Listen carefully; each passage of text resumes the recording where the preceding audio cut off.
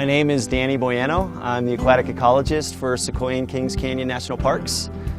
And I've been in this job for the past 11 years, focusing on restoring high elevation aquatic ecosystems. The aquatic ecosystems of these two parks, Sequoia and Kings Canyon, and also most of the High Sierra, were historically fishless. All of the lakes and ponds occur in these very high elevation plateaus that off the bottoms of them drain these really high gradient waterfalls and cascades.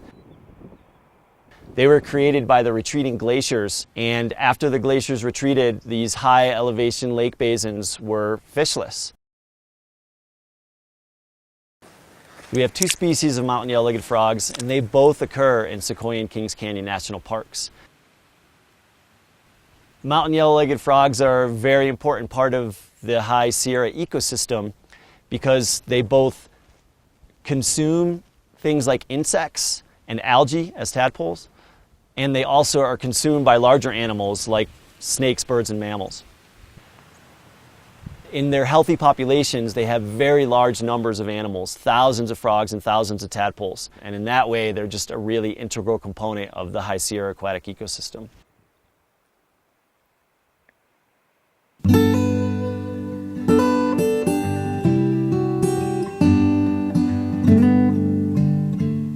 When non-native fish were introduced to the high elevation lakes of the Sierra Nevada, they very much changed the native ecosystem. Trout are predators and competitors for food, so they ate many of the large-bodied organisms, leaving a lot of small-bodied animals and therefore less energy for all of the native animals that lived in the area. Recent studies show that frogs have disappeared from more than 92% of their historic localities. And much of that was due to the introduction of non-native trout, and some of that was due to disease as well.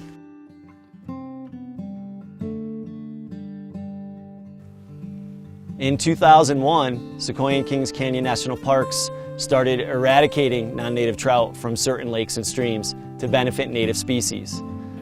We focused on areas that had mountain yellow-legged frog populations nearby so that those threatened frogs could immediately benefit. How the restoration works is we identify areas where eradication is feasible. That means getting every fish out of the area we wish to restore. And we do that by removing fish down to a waterfall barrier, so that the fish that remain below the restoration area are not able to migrate upstream into the restoration area. We set gill nets in lakes. We attach the net to shore and we stretch it out to the middle of the lake, and we fit as many nets as we can into a lake. At the same time, we fish the adjoining streams with a backpack electrofisher. We fish it for 3 years approximately, and on average, in the third summer, we have captured all the fish from that lake.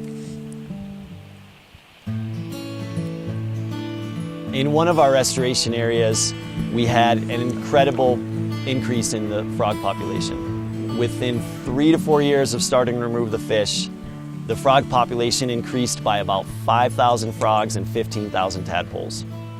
In 2001, when we started the restoration, we had about 570 lakes and ponds with trout.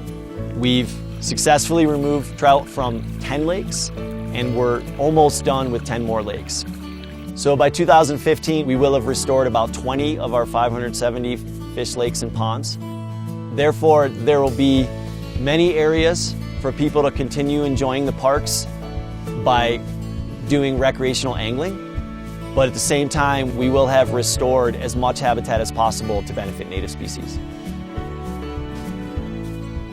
Amphibian populations worldwide are threatened, and in the past few decades, many have gone extinct, and there are many more that are on the brink. So a project like this, where we can help sustain a population of a threatened amphibian, is really rewarding. I'm hoping that our efforts up here in the High Sierra will help keep these mountain yellow-legged frogs healthy and surviving for as long as possible. I think when visitors experience these restored areas, when they're able to walk along the trail and see frog after frog hop into the river, it brings out something innate and something joyful and childlike in each visitor, and they can't help but share it. And that's a really gratifying aspect of this whole experience.